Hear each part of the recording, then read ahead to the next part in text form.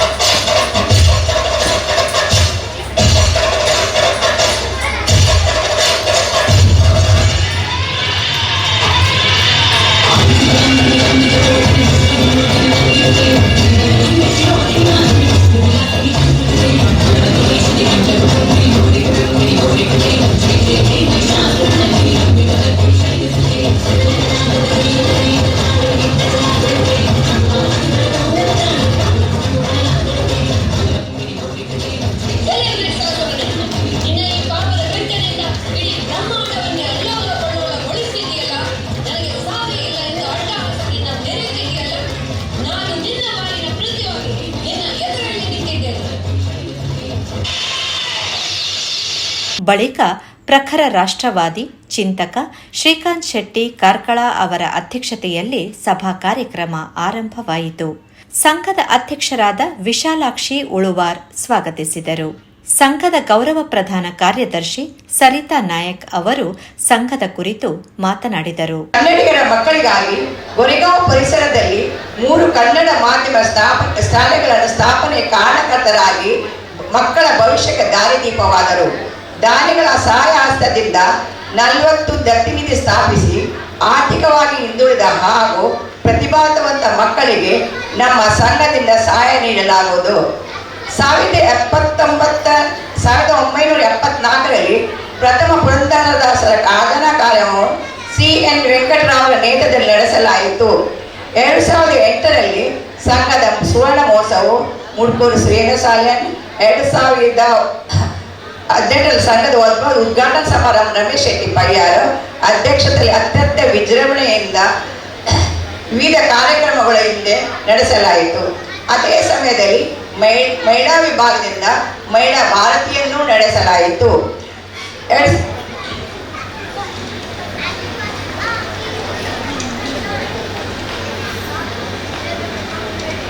ನಮ್ಮ ಸಂಘದ 4 ವಿಭಾಗಗಳಾದ ಮಹಿಳಾ ವಿಭಾಗವು 1989ರಲ್ಲಿ ರಚನೆ ಮಾಡಿ ಮಹಿಳೆಯರನ್ನು ಹುರಿದುಂಬಿಸಿ ಪ್ರೋತ್ಸಾಹಿಸಿ ಆತ್ಮವಿಶ್ವಾಸದಿಂದ ಮುನ್ನಡೆಸುವ ಕಾರ್ಯದಲ್ಲಿ ಡಾಕ್ಟರ್ ಸಿ.ಟಿ. ಉದ್ಯಾವರ್ ಅವರ ಸೇವೆ ಅಪಾರವಾಗಿದೆ. 1998ರಲ್ಲಿ ಅಧ್ಯಕ್ಷರಾದ ರವಿರಾ ಅಂಚನ್ ಮತ್ತು ಹಿರಿಯರು ಸೇರಿ ಉಳಿದ 3 ವಿಭಾಗಗಳಾದ ರಂಗಸ್ಥಳ, ಯುವ ವಿಭಾಗ ಹಾಗೂ ಗ್ರಂಥಾಲಯ ವಿಭಾಗಗಳನ್ನು ಸ್ಥಾಪಿಸಿ ಸದಸ್ಯರಿಗೆ ತಮ್ಮ ಪ್ರತಿಮೆಯನ್ನು ತೋರಿಸಲು ಅನುವು ಮಾಡಿಕೊಟ್ಟಿದ್ದಾರೆ. ಈ 4 ವಿಭಾಗಗಳು 4 ಕಂಬಗಳಂತೆ ಕಳಶಪ್ರಾಯವಾಗಿ ನಮ್ಮ ಸಂಘದ ಸುಂದರ ಇತಿಹಾಸವನ್ನು ರಚಿಸಿದೆ. ನಾಡಹಬ್ಬ, ಜ್ಯೇಷ್ಠ ನಾಗರಿಕ ದಿನಾಚರಣೆ, ಸಂಸ್ಥಾಪನಾ ದಿನಾಚರಣೆ, ಶೈಕ್ಷಣಿಕ ಪ್ರವಾಸ, ಮಹಿಳಾ ಸಾಹಿತ್ಯ ಸಮ್ಮೇಳನ, ವಿಚಾರ ಭಾರತಿ ಸಮ್ಮೇಳನ, ಸ್ವಾತಂತ್ರ್ಯೋತ್ಸವ, ಅನೇಕ ತರಬೇತಿ ಶಿಬಿರಗಳು, ನಾಟಕ, ಸಾಹಿತ್ಯಗೋಷ್ಠಿ ಹೀಗೆ ವರ್ಷಗಳಲ್ಲಿ ಸುಮಾರು 25-30 ಕಾರ್ಯಕ್ರಮಗಳನ್ನು ಈ ಸಂಘದಿಂದ ಏರ್ಪಡಿಸಲಾಗುತ್ತಿದೆ. ಕೊಡಗೈ ದಾನಿಗಳ ಕೃಪೆಯಿಂದ ದತ್ತಿನಿಧಿ ಕಾರ್ಯಕ್ರಮ ನಡೆಯುತ್ತಿದೆ. ಗಡಿನಾಡ ಕನ್ನಡ ರಾಜ್ಯೋತ್ಸವ ಪ್ರಶಸ್ತಿಯು ನಮ್ಮ ಸಂಘದ ಮುಡಿಗೇರಿದೆ. ಮುಖ್ಯ ಅತಿಥಿ ಬಂಟರ ಸಂಘ ಮುಂಬಯಿಯ ಗೌರವ ಪ್ರಧಾನ ಕಾರ್ಯದರ್ಶಿ ಡಾಕ್ಟರ್ ಆರ್.ಕೆ. ಶೆಟ್ಟಿ. ಗೌರವ ಅತಿಥಿಗಳಾಗಿ ಬಂಟರ ಸಂಘ ಮುಂಬಯಿಯ ವಸೈ ಡಹಾಣು ಪ್ರಾದೇಶಿಕ ಸಮಿತಿಯ ಕಾರ್ಯಾಧ್ಯಕ್ಷ ಮಂಜುನಾಥ್ ಎನ್. ಶೆಟ್ಟಿ ಕೊಡ್ಲಾಡಿ, ಹೋಟೆಲ್ ಉದ್ಯಮಿ, ಸಮಾಜ ಸೇವಕ ಸಂತೋಷ್ ಪಿ. ಶೆಟ್ಟಿ, ಬಾಲಿವುಡ್ನ ಖ್ಯಾತ ಕೊರಿಯೋಗ್ರಾಫರ್ ತುಷಾರ್ ಶೆಟ್ಟಿ ಅವರು ಸಂಘದ ಗೌರವ ಸ್ವೀಕರಿಸಿ ಮಾತನಾಡಿದರು. ಈ ಸಂಘ ಅದೆಷ್ಟೋ ಒಳ್ಳೊಳ್ಳೆ ಕಾರ್ಯಕ್ರಮ ಮಾಡ್ತಾ ಇದೆ, ಒಳ್ಳೊಳ್ಳೆ ಕಾರ್ಯಕ್ರಮ ಆಗ್ತಾ ಇದೆ. ಇದು ಬೇಕು ನಮಗೆ. ಯಾಕೆ ಅಂತ ಹೇಳಿದ್ರೆ ಇವತ್ತು ಮುಂಬೈನಲ್ಲಿ ನಾವೆಲ್ಲ ಬಂದು ಇಲ್ಲಿ ನಮ್ಮವನ್ನು ಸಂಸಾರವನ್ನು ಬೆಳೆಸ್ತಾ ಒಂದು ದಿನ ಕಳೀತಾ ಇದ್ದೀವಿ. ಅದರಲ್ಲಿ ಎಲ್ಲ ಒಳ್ಳೆಯದು ಅಂತ ಹೇಳಿದ್ರೆ ನಮ್ಮ ಊರಿನ ಸಂಸ್ಕೃತಿ, ನಮ್ಮ ಊರಿನಲ್ಲಿ ನಮಗೆ ಕಲಿಸಿಕೊಟ್ಟಂಥ ಪಾಠ, ನಮ್ಮ ರಾಜ್ಯದಲ್ಲಿ ಅಲ್ಲಿ ನಮಗೆ ಕಲಿಸಿಕೊಟ್ಟಂಥ ಕೆಲವು ವಿಷಯಗಳು ನಮ್ಮಲ್ಲಿರಬೇಕು. ಅದು ನಮ್ಮವರೆಗೆ ಇದೆ. ಇದನ್ನು ನಮ್ಮ ಮಕ್ಕಳಿಗೆ ನಾವು ಮನೆಯಲ್ಲಿ ಹೇಳಿಕೊಡ್ಲಿಕ್ಕೆ ಸಾಧ್ಯ ಇಲ್ಲ. ಆದರೆ ಇಂಥ ಸಂಘ ಸಂಸ್ಥೆಗಳು ಇರೋದ್ರಿಂದ ಆ ಸಂಸ್ಕೃತಿ ಉಳಿತಾ ಇದೆ, ಆ ಸಂಸ್ಕೃತಿ ಬೆಳೀತಾ ಇದೆ, ನಮ್ಮ ಮಕ್ಕಳಿಗೆ ಅದರ ಅರಿವು ಆಗ್ತಾ ಇದೆ. ಸಂಸ್ಕಾರ, ಈ ಆಚಾರ ವಿಚಾರ ಪದೇ ಪದೇ ನಮ್ಮ ತಲೆಗೆ ಬರೋದ್ರಿಂದ, ನಮ್ಮ ಹಿರಿಯರದ್ದು ನಮ್ಮ ಹೇಳ್ಕೊಡೋದ್ರಿಂದ ಇಂಥ ಸಂಸ್ಥೆಗಳು ಇಂಥ ಒಂದು ಕಾರ್ಯಕ್ರಮವನ್ನು ಮಾಡ್ತಾ ಇವತ್ತು ನೋಡಿ ಆ ಮಕ್ಕಳು ಎಷ್ಟು ಚೆನ್ನಾಗಿ ಆ ದೇವಿಯ ಒಂದು ಅವರು ಆ ಒಂದು ಆಕಾರವನ್ನು ಪಡೆದು ಇಲ್ಲಿ ಬಂದಿರೋದೇ ಆ ವಿಚಾರ ಸ್ವಲ್ಪ ಒಂದು ಆಚಾರ ಹೋಗುತ್ತೆ. ಆ ದೇವಿ ಹೇಗೆ ಮಾಡಿದ್ರು, ಯಾಕೆ ಮಾಡಿದ್ರು, ರಾಕ್ಷಸರು ಬಂದರು ಮಧ್ಯದಲ್ಲಿ ಅವರು ಯಾಕೆ ಕೊಲೆ ಮಾಡಿದ್ರು, ಈ ಒಂದು ವಿಚಾರ ಅವರ ತಲೆಗೆ ಬರುತ್ತೆ. ಅವರೊಂದು ಒಳ್ಳೆ ಮಕ್ಕಳಾಗ್ತಾರೆ, ಅವ್ರ ಒಳ್ಳೆ ಬುದ್ಧಿ ಇರುತ್ತೆ ಜೀವನದಲ್ಲಿ. ಅವ್ರ ಜೀವನವೂ ಒಳ್ಳೆಯದಾಗುತ್ತೆ, ನಮ್ಮ ಜೀವನ ಒಳ್ಳೆಯದಾಗುತ್ತೆ, ಸಂಸ್ಕಾರ ಒಳ್ಳೆಯದಾಗುತ್ತೆ. ಜೀವನದಲ್ಲಿ ಲಾಸ್ಟಿಗೆ ಸುಖ ಶಾಂತಿಯಿಂದ ಕಳೆದು ಹೋಗುವಾಗ ಅದು ಒಳ್ಳೆಯದಾಗಿ ಇನ್ನೊಬ್ಬರಿಗೆ ಭಾರ ಇಲ್ಲದೆ ಹೋದರೆ ಅದೇ ಒಂದು ಜೀವನವಂತೆ. ಅಂತಹ ಜೀವನವನ್ನು ಇವತ್ತು ಉಳಿಸ್ತಾ ಇದೆ, ಬೆಳೆಸ್ತಾ ಇದೆ, ಅದು ಆಗ್ತಾ ಇದೆ ಅಂತ ಹೇಳಿದ್ರೆ ಇಂಥ ಒಂದು ಸಂಸ್ಥೆಯಿಂದ ಆಗ್ತಾ ಇರೋದು.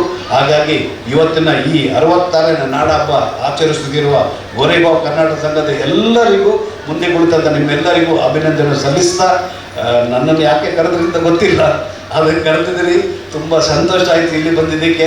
ನೀವು ಕೊಟ್ಟಂಥ ಒಂದು ಪ್ರೀತಿ, ವಿಶ್ವಾಸ, ಮೂಮೆಂಟು ಎಲ್ಲ ತಗೊಂಡು ತುಂಬ ಸಂತೋಷ ಆಯಿತು. ಈ ಸಂಘ ಒಳ್ಳೆಯದಾಗಲಿ, ಇಲ್ಲಿ ಒಳ್ಳೊಳ್ಳೆ ಕೆಲಸ ಆಗ್ತಾ ಇರಲಿ. ಗೋರೆಗಾಂವ್ ಕರ್ನಾಟಕ ಸಂಘ 66ನೇ ವರ್ಷದ ನಾಡಹಬ್ಬ ಆಚರಿಸಿಕೊಳ್ತಿರುವಾಗ ನಮ್ಮನ್ನು ಕರೆದು ಇಲ್ಲಿ ಒಂದು ಸಭೆಗೆ ನಮ್ಮನ್ನು ಕರೆದಿದ್ದಕ್ಕೆ ನಾನು ಮೊದಲಾಗಿ ನಿಮಗೆಲ್ಲ ವಂದನೆಯನ್ನು ಅರ್ಪಿಸ್ತಾ ಇದ್ದೇನೆ. ಹಾಗೂ ನನಗೆ ಮೊದಲೇನೋ ಒಂದೆರಡು ಸರಿ ನನಗೆ ಕರೆದಿದ್ರು ಭಾಸ್ಕರಣ್ಣ. ಆ ಟೈಮ್ನಲ್ಲಿ ನನಗೆ ಬರ್ಲಿಕ್ಕೆ ಆಗಲಿಲ್ಲ. ಭಾಸ್ಕರಣ್ಣ ಕ್ಷಮೆ ಇರಲಿ. ಸೊ ಈ ಸಂಘ ತುಂಬಾ ಒಳ್ಳೊಳ್ಳೆ ಕೆಲಸಗಳನ್ನ ಮಾಡ್ತಾ ಇದೆ. ಇದರಲ್ಲಿ ನಾನು ಏನು ದೊಡ್ಡ ಭಾಷಣಕಾರ ಅಲ್ಲ. ನಮ್ಮಲ್ಲಿ ಆರ್.ಕೆ. ಶೆಟ್ಟಿ ಅವರೆಲ್ಲ ಮಾತಾಡಿ ಹೋಗಿದ್ದಾರೆ, ಹಾಗೆ ಇನ್ನೂ ಮಾತಾಡಲಿಕ್ಕಿದ್ದಾರೆ ಶ್ರೀಕಾಂತ್ ಶೆಟ್ಟಿ ಅವರು.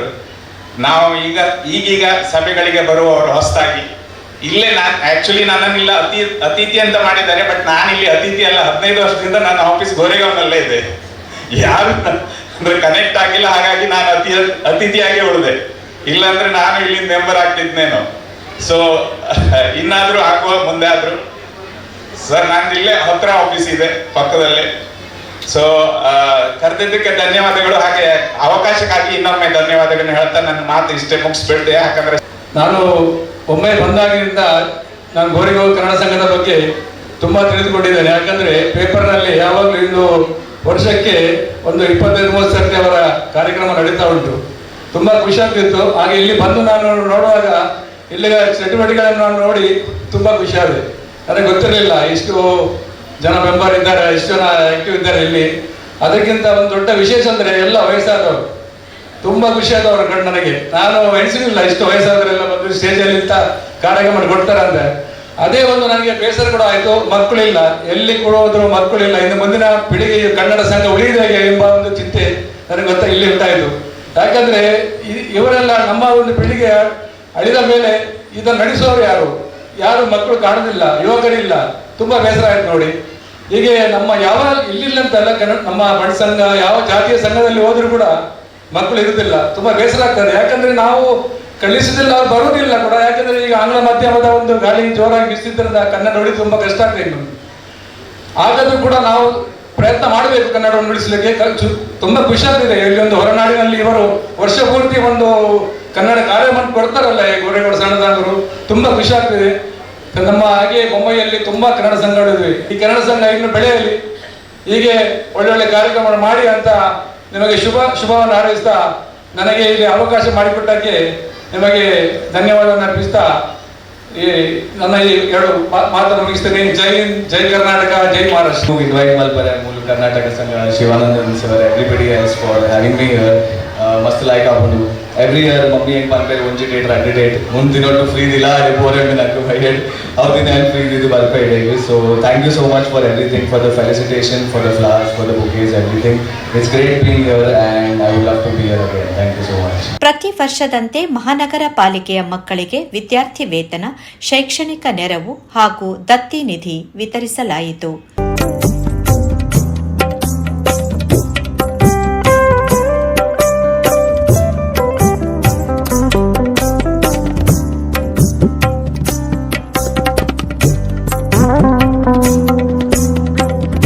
ಮುಂಬೆಳಕು ಸಂಚಿಕೆಗೆ ಹೆಚ್ಚು ಧನ ಸಂಗ್ರಹ ಮಾಡಿದವರನ್ನು ಅಭಿನಂದಿಸಲಾಯಿತು.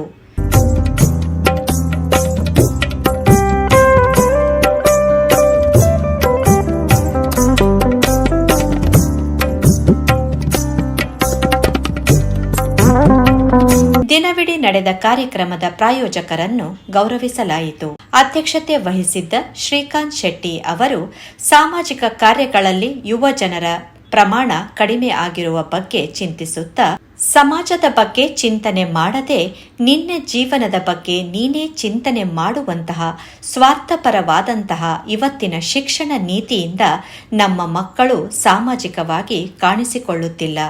ಸಮಾಜಮುಖಿಯಾಗಿರುವಂತಹ ಸಮಸ್ಯೆ ಬಗ್ಗೆ ಕಲ್ಪನೆಯನ್ನು ಇಟ್ಟುಕೊಂಡ ಶಿಕ್ಷಣ ನೀತಿ ಬರಬೇಕು. ಜೊತೆಗೆ ಮನೆಯಲ್ಲಿ ಸಂಸ್ಕೃತಿಯನ್ನು ಉಳಿಸುವ ಕೆಲಸ ಆಗಬೇಕು ಎಂದು ನುಡಿದರು. ಎಲ್ಲ ಆ ಸವಾಲುಗಳಿಗೆ ಎದೆಯನ್ನ ಒಡ್ಡಿ ಇವತ್ತಿನವರೆಗೆ ಈ ಸಮಾಜ ಇಲ್ಲಿ ಬಂದಿದೆ. ನಾನು ಮುಂಬೈಯಲ್ಲಿ ನನಗೆ ಇವತ್ತು ಬಹಳ ಖುಷಿ ಯಾಕೆ ಅಂತ ಹೇಳಿದ್ರೆ, ನನ್ನ ಜೀವನದ ಒಂದು ಅವಿಸ್ಮರಣೀಯ ಗಳಿಗೆ ಇದು. ನಾನು ಇವತ್ತು ಈ ವೇದಿಕೆಯಲ್ಲಿ ನನ್ನನ್ನು ಎದ್ದು ನಿಂತು ಒಂದು 2 ಮಕ್ಕಳಿಗೆ ಸ್ಕಾಲರ್ಶಿಪ್ ಅನ್ನು ಕೊಡಬೇಕು ಅಂತ ನನ್ನಲ್ಲಿ ರಿಕ್ವೆಸ್ಟ್ ಮಾಡಿದ್ರು. ಆಶ್ಚರ್ಯದ ಸಂಗತಿ ಏನಂದ್ರೆ, ನನಗೆ ಸಿಕ್ಕಿದವರು ಯಾರು ಕೇಳಿದ್ರೆ ಸರಸ್ವತಿ ನೈಟ್ ಹೈಸ್ಕೂಲ್ನ ಮಕ್ಕಳು. ಯಾವ ಶಾಲೆಯಲ್ಲಿ ನಾನು ಹೈಸ್ಕೂಲ್ ಮಾಡಿದ್ನೋ ಅದೇ ಶಾಲೆಯ ಮಕ್ಕಳು ಇವತ್ತು ನನಗೆ ಸಿಕ್ಕಿದ್ರು. ಅದೇ ಸರಸ್ವತಿ ನೈಟ್ ಹೈಸ್ಕೂಲ್ ಅಲ್ಲಿ 2 ವರ್ಷ ನಾನು ರಾತ್ರಿ ಶಾಲೆಯಲ್ಲಿ ಓದಿದ್ದೇನೆ. ಆ ಸಂದರ್ಭದಲ್ಲಿ ಹೋಟೆಲ್ಗಳಲ್ಲಿ ಮೋರಿಯಲ್ಲಿ ಕೆಲಸ ಮಾಡಿ ಕೈಗಳಲ್ಲಿ ರಕ್ತ ಒಸರುತ್ತೆ ಆ ರೀತಿಯ ಮಕ್ಕಳು ಆ ಅಕ್ಷರದ ಕನಸನ್ನು ಹೊತ್ತುಕೊಂಡು ರಾತ್ರಿ ಜೊತೆಯಲ್ಲಿ ಶಾಲೆಗೆ ಬಂದಾಗ ಅವರಿಗೆ ಬೆಂಬಲವಾಗಿ ನಿಂತಂತ ಈ ಸಮಾಜ, ಈ ಸಂಘ, ಈ ರೀತಿಯ 3 ಶಿಕ್ಷಣ ಸಂಸ್ಥೆಗಳ ಹುಟ್ಟಿಗೆ ಕಾರಣವಾಗಿರುವಂತ ಸಂಘ ಅದು ಗೋರೆಗಾಂವ್ನ ಕರ್ನಾಟಕ ಸಂಘ. ಇಲ್ಲಿ ನಡೆಯುವಂತ ಸಾಂಸ್ಕೃತಿಕ ಕಾರ್ಯಕ್ರಮ ನಮ್ಮ ಸಾಧನೆ ಅಲ್ಲ, ಇಲ್ಲಿ ಸಿಗುವಂತ ಬೊಕ್ಕೆಗಳು ಇದು ನಮ್ಮ ಸಾಧನೆ ಅಲ್ಲ. ಆ ಶಿಕ್ಷಣ ಸಂಸ್ಥೆಗಳಲ್ಲಿ ಕಲಿತು ಯಾರೆಲ್ಲ ಇವತ್ತು ಜಗತ್ತಿನಲ್ಲಿ ಬೇರೆ ಬೇರೆ ರಂಗಗಳಲ್ಲಿ ಹೋಗಿ ಬದುಕನ್ನು ಕಟ್ಕೊಂಡಿದ್ದಾರಲ್ಲ, ಅದು ಗೋರೆಗಾಂವ್ನ ಈ ಕರ್ನಾಟಕ ಸಂಘದ ಸಾಧನೆ, ಅದು ನಮ್ಮ ಕೀರ್ತಿಯ ಕಳಶ. ದಕ್ಷಿಣ ಭಾರತದಲ್ಲಿ ಇವತ್ತು ಏನಾದರೂ ಮಠ ಮಂದಿರಗಳು ಉಳಿದಿದ್ರೆ ಅದು ಕರ್ನಾಟಕದ ಕನ್ನಡಿಗರ ಸಾಧನೆ. ಅಂತಹ ಕನ್ನಡಿಗರು ನಾವು ಇವತ್ತು ಈ ಪ್ರದೇಶದಲ್ಲಿ ಬಂದು ಅನೇಕ ಚಟುವಟಿಕೆಗಳನ್ನು ಮಾಡ್ತಾ ಇದ್ದೀವಿ, ಸಾಹಿತ್ಯದ ಚಟುವಟಿಕೆಗಳನ್ನು ಮಾಡ್ತಾ ಇದ್ದೀವಿ. ನಾವು ದುಡಿದದ್ರಲ್ಲಿ ಉಳಿದದ್ದನ್ನು ಸ್ವಲ್ಪ ಊರಿಗೆ ಕಳಿಸಿ ಅಲ್ಲಿಯ ಕಲೆ ಸಂಸ್ಕೃತಿಗಳಿಗೆ ಪ್ರೋತ್ಸಾಹವನ್ನು ಕೊಡ್ತಾ ಇದ್ದೀವಿ. ನೀವು ಸರ್ಕಾರದಿಂದ ಸಾಧ್ಯ ಇಲ್ಲ. ಇವತ್ತು ಕಾಪುವಿನಲ್ಲಿ ಒಂದು ಮಾರಿಗುಡಿಯ ಕೆಲಸವನ್ನು ಮಾಡಿದ್ದಾರೆ. ನಿಮ್ಗೆ ಯೋಚನೆ ಮಾಡೋದಕ್ಕೆ ಸಾಧ್ಯ ಇಲ್ಲ. 60-70 ಕೋಟಿ ರೂಪಾಯಿಯ ವೆಚ್ಚದಲ್ಲಿ ಕೇವಲ ತಾವು ದುಡಿದಂಥ ದುಡ್ಡನ್ನು ಒಂದು ಪ್ರೈವೇಟ್ ಜನ ಸೇರಿ, ಒಂದಷ್ಟು ಜನ ಖಾಸಗಿ ಉದ್ಯಮಿಗಳು ಸೇರಿ ಅಂತ ಒಂದು ದೇವಸ್ಥಾನವನ್ನು ನಿರ್ಮಾಣ ಮಾಡ್ತಾರೆ. ಅದರ ಬ್ರಹ್ಮಕಲಶ ನಡೆಯುತ್ತೆ. ಕೇವಲ ಕಾಪು ಮಾತ್ರ ಅಲ್ಲ, ಆ ರೀತಿ ಸುಮಾರು 8,000 ದೇವಸ್ಥಾನಗಳನ್ನ ಕರಾವಳಿ ಭಾಗದಲ್ಲಿ ಕಟ್ಟಿ ನಿಲ್ಲಿಸಿದಂತ ಕೀರ್ತಿ ಇದ್ರೆ ಅದು ಮುಂಬೈಯಲ್ಲಿ ದುಡಿತಾ ಇರುವಂತಹ ಈ ಉದ್ಯಮಿಗಳಿಗೆ, ತಮ್ಮ ಮಾತೃಭೂಮಿಗೆ ಬೇಕಾಗಿ, ತಮ್ಮ ಊರಿನಲ್ಲಿ ನಡೀತುವಂತ ಕೆಲಸಗಳಿಗೆ ಬೇಕಾಗಿ ತಮ್ಮ ದುಡಿದಂತ ದುಡ್ಡನ್ನ ಇಲ್ಲೇ ಸೆಟಲ್ ಆಗಿದ್ದಾರೆ ಅನೇಕ ಜನ. ಇಲ್ಲಿ ಮಾಡ್ಬೋದು ಖರ್ಚು, ಆದ್ರೆ ಊರಿಗೆ ಕಳಿಸ್ಕೊಡ್ತಾರೆ. ನೀವು ನಮ್ಮ 2 ಜಿಲ್ಲೆಗಳಲ್ಲಿ ಕನಿಷ್ಠ 65-70 ಯಕ್ಷಗಾನ ತಂಡಗಳಿರ್ಬೋದೇನೋ, ಸುಮಾರು 30-40ಕ್ಕೂ ಅಧಿಕ ಕಲಾ ತಂಡಗಳಿವೆ, 7-8 ಸಾವಿರ ದೇವಸ್ಥಾನಗಳಿವೆ, ಒಂದು 5-6 ಸಾವಿರ ಜನ ನೇಮ ನರ್ತನ ಮಾಡುವಂತಹ ಕಲಾವಿದರಿದ್ದಾರೆ. ಯಾವ ಕಲಾವಿದನಿಗೂ ಕೂಡ ಈಗ ಪುರುಸೋತಿಲ್ಲ. ಎಲ್ಲಾ ದೇವಸ್ಥಾನಗಳಲ್ಲಿ ವರ್ಧಂತಿ ಉತ್ಸವಗಳು ನಡೀತಾ ಇವೆ. ಎಲ್ಲಾ ಮೇಳಗಳು ಕೂಡ, ಕೆಲವು ಮೇಳಗಳಂತೂ 20 ವರ್ಷಗಳವರೆಗೆ ಬುಕಿಂಗ್. ಈ ರೀತಿಯಾಗಿ ಇಷ್ಟೊಂದು ಸಾಂಸ್ಕೃತಿಕ ಚಟುವಟಿಕೆಗಳು ನಡೆಯುವಂತ ಬಹುಶಃ ಭಾರತದ ಏಕೈಕ ಪ್ರದೇಶ ಇದ್ರೆ ಅದು ನಮ್ಮ ಕರಾವಳಿ ಕರ್ನಾಟಕ. ಆ ಕರ್ನಾಟಕದ ಕಲೆಯನ್ನು ಉಳಿಸುವುದಕ್ಕಾಗಿ ಅತಿ ದೊಡ್ಡ ಕೊಡುಗೆಯನ್ನು ಕೊಡ್ತಾ ಇರುವವರು ಯಾರು ಕೇಳಿದ್ರೆ ಮುಂಬೈಯಲ್ಲಿರುವಂತಹ ಕನ್ನಡಿಗರು. ಈ ಕಾರ್ಯಕ್ರಮ ಇರ್ಬೋದು, ಯಾವುದೇ ಕಾರ್ಯಕ್ರಮಗಳಲ್ಲಿ ಇರ್ಬೋದು, ಯುವಜನತೆಯ ಪ್ರಮಾಣ ಕಡಿಮೆ ಯಾಕಿದೆ ಅನ್ನೋದಕ್ಕೆ ಒಂದು ಬಹಳ ದೊಡ್ಡ ಕಾರಣ ಅಂತ ಕೇಳಿದ್ರೆ ನಾವೆಲ್ಲ ಮಕ್ಕಳನ್ನು ಕೂಡ ಸಮಾಜಮುಖಿಯಾಗಿ, ಸಮಾಜಮುಖಿಯಾಗಿ ಬೆಳೆಸ್ತಾ ಇಲ್ಲ. ನಮ್ಮ ಇವತ್ತಿನ ಶಿಕ್ಷಣ ಪದ್ಧತಿ ಮತ್ತು ನಮ್ಮ ಇವತ್ತಿನ ಜೀವನದ ಅನಿವಾರ್ಯತೆಯನ್ನು ಕೇಳಿದ್ರೆ ನಮ್ಮ ಮಕ್ಕಳು ಜೀವನದಲ್ಲಿ ಅವನ ಜೀವನದಲ್ಲಿ ಅವನು ಒಳ್ಳೆಯ ಸಾಧನೆಯನ್ನು ಮಾಡಬೇಕು. ಅವನು ಬೇರೆ ಎಲ್ಲೂ ಕೂಡ ಡೈವರ್ಟ್ ಆಗಬಾರದು. ಎಕ್ಸಾಮ್ ಇದೆ, ನಡೆದ ಅದಿದೆ, ಇದಿದೆ, ಕಾರ್ಯಕ್ರಮಕ್ಕೆ ಹೋಗ್ತಾನೆ ಆಗಬಾರದು. ಸಮಾಜದ ಬಗ್ಗೆ ಜಾಸ್ತಿ ಚಿಂತನೆ ಮಾಡಬೇಡ, ನಿನ್ನ ಜೀವನದ ಬಗ್ಗೆ ನೀನು ಚಿಂತನೆ ಮಾಡು ಅಂತ ಹೇಳುವಂತ ಸ್ವಾರ್ಥ ಪರವಾದಂತ ಇವತ್ತಿನ ಶಿಕ್ಷಣ ನೀತಿ, ಅದರ ಜೊತೆಗೆ ನಾವು ಬೆಳೆಸಿರುವಂತಹ ರೀತಿ, ಇದರಿಂದಾಗಿ ನಮ್ಮ ಮಕ್ಕಳು ಇವತ್ತು ಸಾಮಾಜಿಕವಾಗಿ ಹೆಚ್ಚಾಗಿ ಕಾಣಿಸ್ಕೊಳ್ತಾ ಇಲ್ಲ. ಬಹುಶಃ ಒಂದಷ್ಟು ಜನ ನಮ್ಮ ಬಂದರೂ ಕೂಡ ಅವರ ಸಾಂಸ್ಕೃತಿಕ ಕಾರ್ಯಕ್ರಮದ ಉದ್ದೇಶದಿಂದ ಬಂದಿರಬಹುದು. ಬಿಟ್ರೆ ಇಲ್ಲಿ ಸಭೆಯಲ್ಲಿ ನಡೆಯುವಂತಹ ವಿಚಾರ ಏನು, ಯಾವ ವಿಚಾರದ ಬಗ್ಗೆ ಚರ್ಚೆಗಳಾಗ್ತಾ ಇದೆ, ಇದರ ಬಗ್ಗೆ ಇವತ್ತಿನ ಯುವಜನತೆಗೆ ಅಷ್ಟಾದಂತ ಆಸಕ್ತಿ ಇಲ್ಲ ಅಂತ ಕಾಣ್ತಾ ಇದೆ. ಸಂಘದ ಉಪಾಧ್ಯಕ್ಷ ವಿಶ್ವನಾಥ್ ಕೆ ಶೆಟ್ಟಿ, ಗೌರವ ಕಾರ್ಯದರ್ಶಿ ಸರಿತಾ ಸುರೇಶ್ ನಾಯಕ್, ಗೌರವ ಕೋಶಾಧಿಕಾರಿ ಆನಂದ್ ಶೆಟ್ಟಿ ವೇದಿಕೆಯಲ್ಲಿ ಉಪಸ್ಥಿತರಿದ್ದರು. ಕಾರ್ಯಕಾರಿ ಸಮಿತಿ ಸದಸ್ಯ ಶಿವಾನಂದ್ ಶೆಟ್ಟಿ ಕಾರ್ಯಕ್ರಮ ನಿರ್ವಹಿಸಿದರೆ ಆನಂದ್ ಶೆಟ್ಟಿ ಕೊನೆಯಲ್ಲಿ ವಂದಿಸಿದರು. ಸಂಘದ ಸದಸ್ಯರುಗಳಾದ ವಾಣಿ ಶೆಟ್ಟಿ, ಜೊತೆ ಕಾರ್ಯದರ್ಶಿ ಶಾಂತಾ ಎನ್ ಶೆಟ್ಟಿ, ವಸಂತಿ ಕೋಟೇಕರ್, ಶೈಲಾ ಎಸ್ ನಾಯಕ್ ಅತಿಥಿಗಳನ್ನು ಪರಿಚಯಿಸಿದರು. ಗುಣೋದಯ ಐಲ್, ಸಾವಿತ್ರಿ ಶೆಟ್ಟಿ, ಉಷಾ ಬಿ ಶೆಟ್ಟಿ ವಿದ್ಯಾರ್ಥಿಗಳ ಯಾದಿಯನ್ನು ವಾಚಿಸಿದರು. ನಂತರ ಸಾಂಸ್ಕೃತಿಕ ಕಾರ್ಯಕ್ರಮ ಮುಂದುವರೆಯಿತು.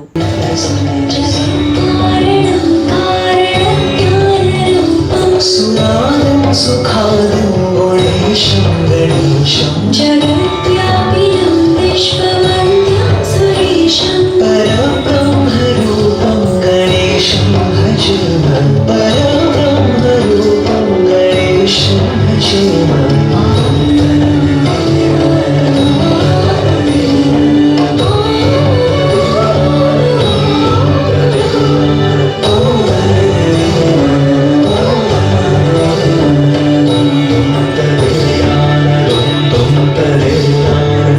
ಸತೀಶ್ ದೇವಡಿಗ ಮತ್ತು ತಂಡದವರ ಸ್ವಾಮಿ ಅಯ್ಯಪ್ಪ ಕಿರುನಾಟಕ ಎಲ್ಲರ ಮೆಚ್ಚುಗೆ ಗಳಿಸಿತು.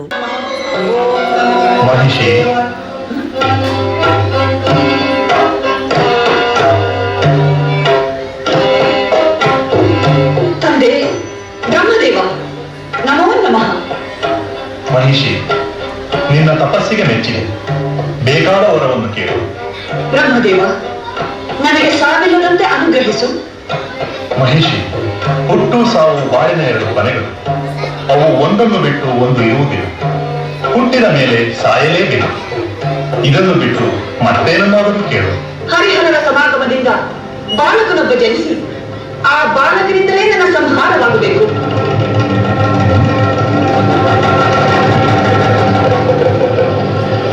ತಥಾಸ್ತು. ಗೌರಿ ಮನೋಹರ ಜಯ ಪರಮೇಶ್ವರನೇ, ಜಯ ಜಯ ಶಂಕರನೇ, ಜಯ ವಿಶ್ವೇಶ್ವರನೇ, ಜಯ ಜಯ ಶಂಕರನೇ, ಜಯ ವಿಶ್ವೇಶ್ವರನೇ.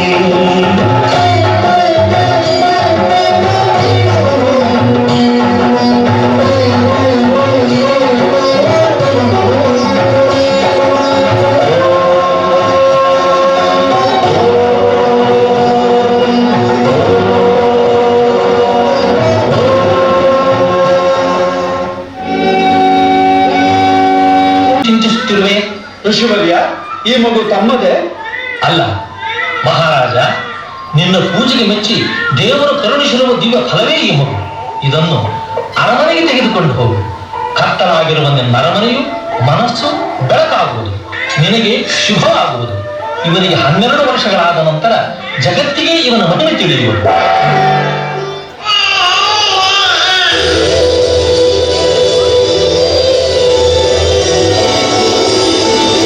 ನಡೆದದ್ದು ಪಂಪ ನದಿ ತೀರ, ಆಳ್ವಾರ ಹಾಡು ಹರನಾಟ್ಯ, ಆಳ್ವಾರ ಹಾಡು ಹರನಾಟ್ಯ, ನೆರವೇರಿದಯ್ಯ ಅವತಾರ ರೂಪ, ಜನರ ತಪವೇ ದೇವರ ಕೃಪೆ, ಜನರ ತಪವೇ ದೇವರ ಕೃಪೆ, ಅಯ್ಯನು ಬಂದ ಆನಂದವೇ. ಮಗುವಿಗೆ ಮಣಿಕಂಠ ಎಂದು ನಾಮಕರಣ ಮಾಡುವುದು. ಮಣಿಕಂಠ. ಅದರೊಂದಿಗೆ ಪಂದಳ ರಾಜಕುಮಾರನಿಗೆ ಅಯ್ಯಪ್ಪನೆಂದು ಇನ್ನೊಂದು ಹೆಸರಿಡುವೆ.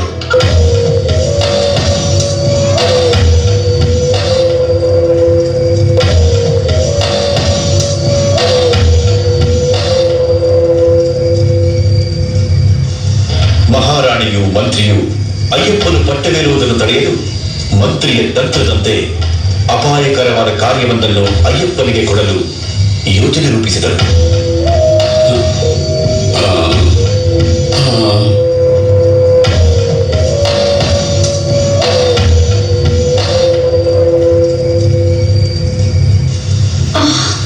ಅದಕ್ಕಾಗಿ ಕೋಪುರ ದೇವಿ ಅಸಾಮಾನ್ಯ ತಲೆನೋವು ಬಂದಂತೆ ನಡೆಸಲಾಗುತ್ತಿದ್ದರು. ನೋವು ತಾಳಲಾಗುತ್ತಿಲ್ಲವೇ ಮಹಾರಾಜ? ನೋವು ತಾಳಲಾಗುತ್ತಿಲ್ಲ, ನೋಯುತ್ತಿದೆ. ಮಹಾರಾಜ, ನಮ್ಮ ಮಹಾರಾಣಿಗೆ ಏರ್ಪಟ್ಟಿರುವ ಈ ತಲೆನೋವನ್ನು ನಿವಾರಿಸಲು ಹುಲಿಯ ಹಾಲಿನಿಂದ ಮಾತ್ರವೇ ಸಾಧ್ಯವಾಗುವುದು. ಅದರೊಂದಿಗೆ ನನ್ನ ಬಳಿ ಇರುವ ಮೂಲಿಕೆಗಳನ್ನು ಬೆರೆಸಿ ನಾನೊಂದು ಔಷಧವನ್ನು ತಯಾರಿಸುತ್ತೇವೆ. ಅದುವೇ ಇದಕ್ಕೆ ಪರಿಹಾರ. ಹೌದಾ? ಹುಲಿಯ ಹಾಲನ್ನು ಹೇಗೆ ತರುವುದು? ಯಾರು ತರುವರು?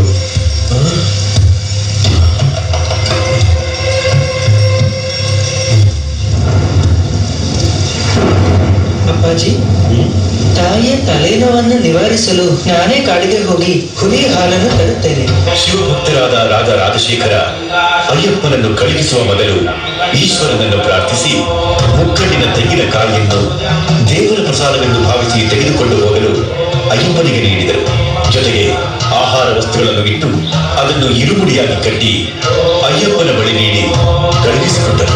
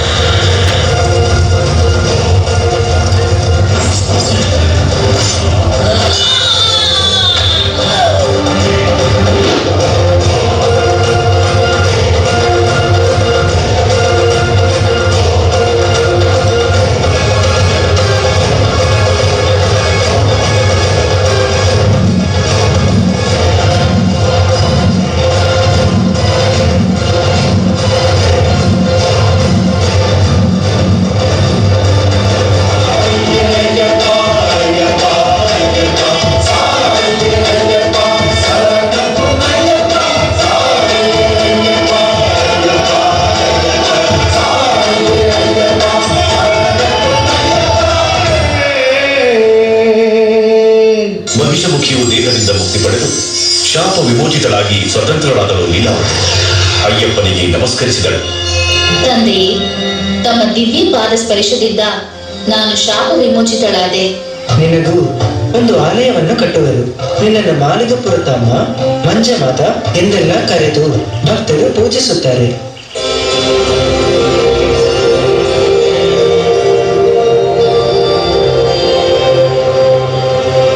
ಇಂದ್ರಾಧಿಪತಿಯೇ, ಈ ಸಂಹಾರವನ್ನು ಮಾಡಿದ ನನಗೆ ಇನ್ನೊಂದು ಕರ್ತವ್ಯವೂ ಇದೆ. ನನ್ನ ಮಾತೆ ಅಲ್ಲಿ ಕಠಿಣ ತಲೆನೋವಿನಿಂದ ನರಳುತ್ತಿದ್ದಾಳೆ. ಅದನ್ನು ತೀರಿಸಲು ಹುಲಿ ಹಾಲನ್ನು ಹುಡುಕಿಯೇ ನಾನಿಲ್ಲಿಗೆ ಬಂದೆ. ಇದು ನನ್ನನ್ನು ಅತಿಯಾಗಿ ಪ್ರೀತಿಸುವ ನನ್ನ 2 ಕಣ್ಣುಗಳಂತೆಯೇ ಇರುವ ತಾಯಿ ತಂದೆಗೆ ನಾನು ಮಾಡಬೇಕಾದ ಕರ್ತವ್ಯ. ಹೀಗಾಗಿ ಹುಲಿಯ ಹಾಲನ್ನು ಪಡೆಯಲು ತಾವೇ ನನಗೆ ಸಹಾಯ ಮಾಡಬೇಕು. ಖಂಡಿತವಾಗಿ ಮಹಾದೇವನ ಕಟ್ಟಳೆಯಂತೆ ನಾನು ಹೆಣ್ಣುಳಿಯಾಗಿ ರೂಪ ತಳೆದು ಹಾಲು ನೀಡುತ್ತೀನಿ. ಆದರೆ ನೀವು ಹಾಲನ್ನು ತೆಗೆದುಕೊಂಡು ಹೋಗಿ ಮಹಾರಾಣಿಗೆ ನೀಡಿ, ತೆಗೆದುಕೊಳ್ಳಿ ಹುಲಿ ಹಾಲು, ನಿಮ್ಮ ತಲೆನೋವು ನಿವಾರಿಸಲು ಇದರಿಂದ ಔಷಧಿ ತಯಾರಿಸಿಕೊಳ್ಳಿ ಎಂದರೆ ಅವರು ನಂಬಬೇಕಲ್ಲವೇ? ಆದ್ರಿಂದ ನಾನು ನಿಮ್ಮ ಜೊತೆ ಬರ್ತೀನಿ. ನನ್ನ ಮೇಲೆ ಆಸೀನರಾಗಿ ಅರಸು ಸಭೆಗೆ ನಾವು ಹೋದರೆ ನೀವು ತೆಗೆದುಕೊಂಡು ಬಂದಿರುವುದು ಹುಲಿ ಹಾಲೆ ಎಂದು ಊರ್ಜಿತವಾಗುತ್ತೆ.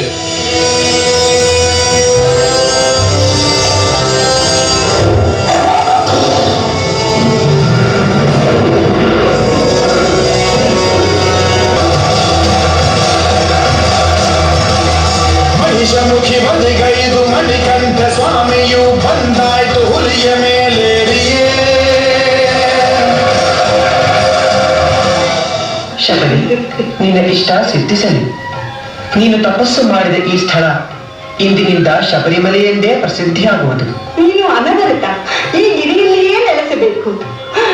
ಶರಣು ಎಂದು ಬಂದವರ ಕಷ್ಟಗಳನ್ನು ನಿವಾರಿಸಿ ನೆಮ್ಮದಿ ಕೊಡಬೇಕು ತಂದೆ. ಆಗಲಿ, ನಿನ್ನಿಷ್ಟದಂತೆ ಆಗಲಿ. ನಡೆ ನಡುಗಿ ಪಡೆ ನಡುಗಿ ಎಂದುದೆ ನಡುಗಿ ಮನೆ ನಡುಗಿ ಕುಲ ನಡುಗಿ ಹೇಳಿದವ ನಡುಗಿ. ವೀರಾಧಿವೀರ ಹುಲಿಯನ್ನೇ ವಾಹನವನ್ನಾಗಿಸಿ ಹುಲಿ ಸಮೂಹದೊಂದಿಗೆ ಬಂಧದ ರಾಜ್ಯವನ್ನು ಪ್ರವೇಶ ಮಾಡಿದರು. ಅರಸು ಸಭೆಯಲ್ಲಿದ್ದ ಸರ್ವರು ಚೀರಿ ಹಾಯುವ ಹುಲಿಗಳು ಮೆದುವಾಗಿ ಹೆಜ್ಜೆ ಹಾಕುತ್ತಾ ಪ್ರಕೃತಿಗೆ ವಿರುದ್ಧವಾಗಿ ನಡೆದು ಬರುವ ಈ ಘಟನೆಯನ್ನು ಕಂಡು ದಿಗ್ಭ್ರಾಂತರಾಗಿ ಬಿಟ್ಟರು. ಹುಲಿಯ ಹಾಲನ್ನು ಹುಡುಕುತ್ತಾ ಹೋದ ಮಣಿಕಂಠನನ್ನು ಹಿಂತಿರುಗಲಾರ ಎಂದು ನಂಬಿದ್ದ ದುಷ್ಟಮಂತ್ರಿ ಸ್ತಂಭಿಸಿದ.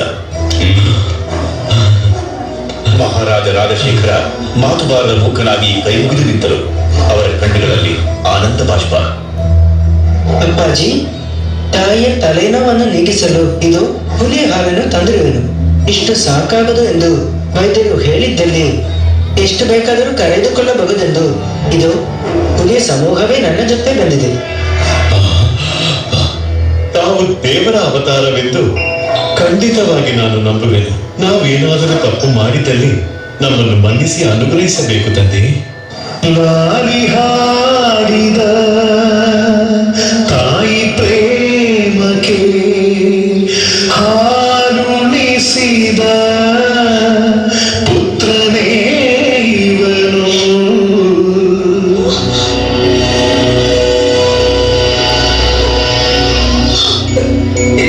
ಮಾತೆಯರಿಗೆಲ್ಲ ಮಾತೆ ಅಯ್ಯಪ್ಪನು.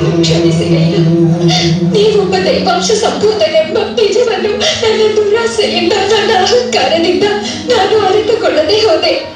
ನನ್ನನ್ನು ರಕ್ಷಿಸಿ ಅನುಗ್ರಹಿಸು ಮಗನೇ, ನನ್ನನ್ನು ರಕ್ಷಿಸಿ ಅನುಗ್ರಹಿಸು ಮಗನೇ.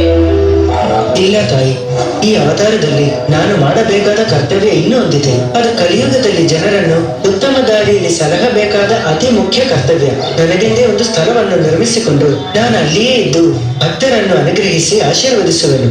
ಅಪ್ಪಾಜಿ, ತಮ್ಮ ರಾಜ್ಯಕ್ಕೊಳಪಟ್ಟ ಒಂದು ಸ್ಥಳವನ್ನು ನನಗೆ ನೀಡಿ ನಾನು ಅಲ್ಲಿ ತಂಗಿ ಭಕ್ತರ ಸಂಕಟಗಳನ್ನು ನಿವಾರಿಸುವೆನು. ಅಯ್ಯಪ್ಪ, ತಮಗೆ ಎಷ್ಟು ಜಾಗ ಬೇಕು, ಎಲ್ಲಿ ಬೇಕೋ ತೆಗೆದುಕೊಳ್ಳಿ.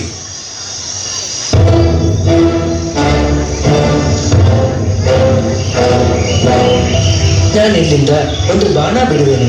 ಆ ಬಾಣ ಎಲ್ಲಿ ಹೋಗಿ ಬೀಳುವುದೋ ಆ ಜಾಗವೇ ನನಗೆ ಬೇಕು.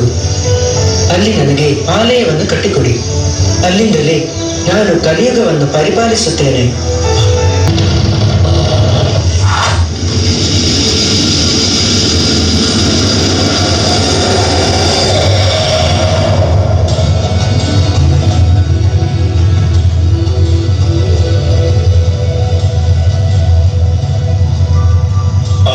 ಬಿದ್ದ ಜಾಗವೇ ಶಬರಿಮಲೆ. ಈ ಶಬರಿಮಲೆಯಲ್ಲೇ ಕಲಿಯುಗದ ಪ್ರತ್ಯಕ್ಷ ದೈವ ಕರುಣಾಮೂರ್ತಿಯಾಗಿ ಬೆಳಗುತ್ತಿದ್ದಾನೆ, ಆಶೀರ್ವದಿಸುತ್ತಿದ್ದಾನೆ ಅಯ್ಯಪ್ಪ ಸ್ವಾಮಿ.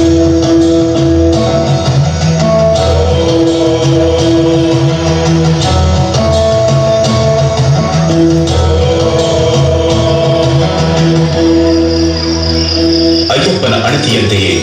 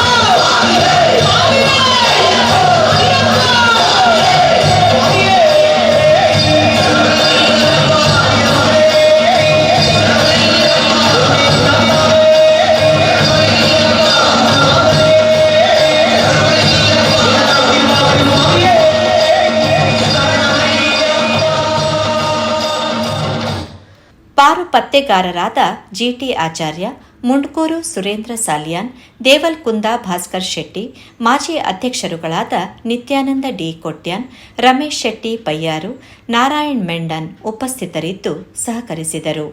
ಸಂಘದ ಪಾರು ಪತ್ತೆಗಾರರ, ಮಾಜಿ ಅಧ್ಯಕ್ಷರುಗಳ, ಅಧ್ಯಕ್ಷರ, ಪದಾಧಿಕಾರಿಗಳ, ಸದಸ್ಯರ, ವಿಶೇಷ ಆಮಂತ್ರಿತರ, ಮಹಿಳಾ ವಿಭಾಗ, ಯುವ ವಿಭಾಗ, ಗ್ರಂಥಾಯಣ ಮತ್ತು ರಂಗಸ್ಥಳದ ಎಲ್ಲಾ ಸದಸ್ಯರ ಪರಿಶ್ರಮದಿಂದ 66ನೇ ನಾಡಹಬ್ಬ ಯಶಸ್ವಿಯಾಗಿ ಜರುಗಿತು. ಯೋಗೇಶ್ ಪುತ್ರನ್ ಜೊತೆ ವಾಣಿ ಪ್ರಸಾದ್, ಮುಂಬೈ ನ್ಯೂಸ್.